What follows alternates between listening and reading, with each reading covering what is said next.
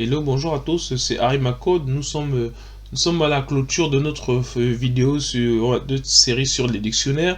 Et juste pour faire un résumé là-dessus, parce que dans ce chapitre de quoi nous avons parlé principalement de la définition d'un dictionnaire. On avait dit qu'est-ce qu'un dictionnaire et un peu globalement à quoi ça sert. Ensuite, avec le dictionnaire, on avait vu comment on peut accéder à chacun des éléments d'un dictionnaire. On a vu non seulement on pouvait accéder à chacun des éléments d'un dictionnaire, on pouvait aussi les modifier et on pouvait les supprimer. Donc on a vu ce qu'on pouvait faire avec là-dessus.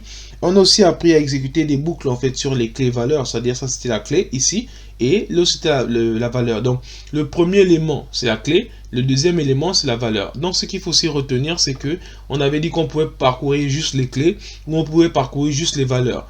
Mais maintenant on peut aussi parcourir le couple clé-valeur pour pouvoir en décomposant avec le item et puis on pouvait séparer les différents éléments. Donc là, à la suite de ça, on a vu les imbrications. C'est-à-dire que comment pouvoir, lorsqu'on crée un dictionnaire, on peut mettre une liste dedans, ou bien plusieurs listes dans un dictionnaire, ou bien on pouvait créer une liste de plusieurs dictionnaires, ou bien on pouvait créer, comme ce cas-là, on a un dictionnaire de dictionnaires. Donc ici, on avait vu un peu tout ça, et c'était plutôt pas mal, je pense. Si vous avez des questions, n'hésitez pas à les mettre en commentaire.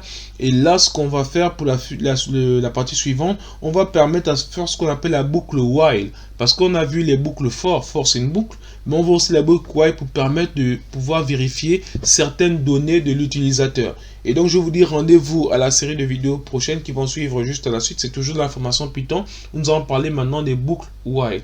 Merci.